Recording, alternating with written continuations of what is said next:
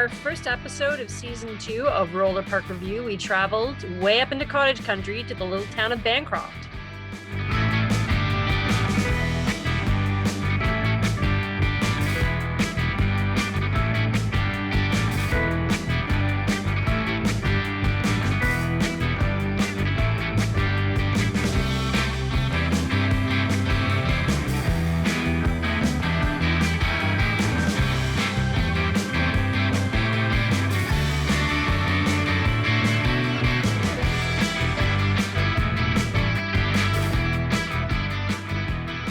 First thing we found when we arrived was actually Canada geese like this park as much as I did. So the first thing we had to do was actually scoop some goose poop. There is a garbage can, but if you have things to recycle, which you should do, you have to hike over to the amazing nearby amenities. There is a community garden, there's a playground, there's a pool, there are flush toilets with a safe needle disposal. So great inclusion and awareness. One thing that was problematic, we were there in the off season, so there was no bakery open on a Saturday morning. So we walked really far and got stale Chelsea buns.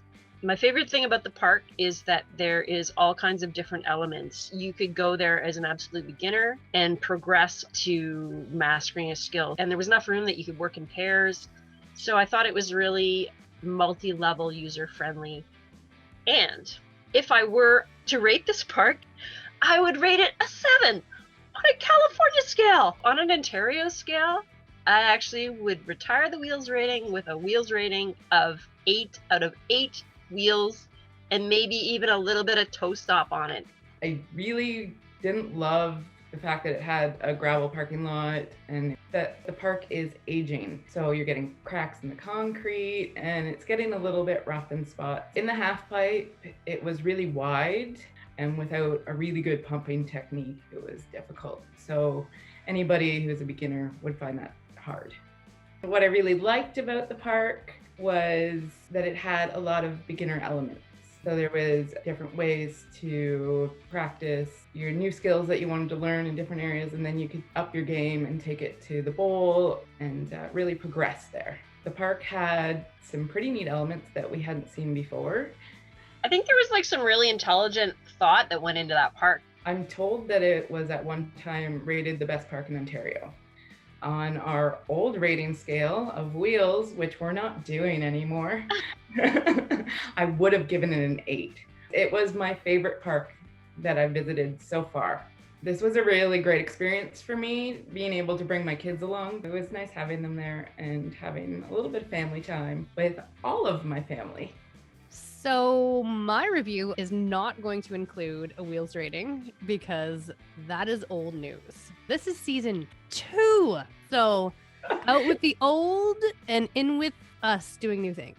I love the bowl because that's not an element that is featured in every single park that we've gone to. And it had a lot of space in it for getting up some speed and also for carving, which by the end of last season was my favorite thing to do. Some criticisms, there were no lights, so nighttime skating is not a thing there. Definitely some maintenance issues.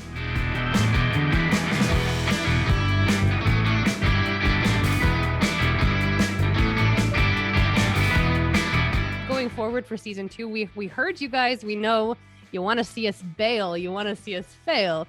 You want to see us learn and progress and become better skaters and show you how we did it. We're going to talk about gear. We're going to start Cars Crash Course. We're getting rid of wobbly because it's confusing. We're going to focus more on rating the park overall as opposed to giving it a specific wheel rating. We'll just tell you what's good and we'll tell you what's bad and what level it's good and bad for. And if we find tasty snacks, we'll share that information with you too. See you next time when we hit up a park in Curtis, Ontario.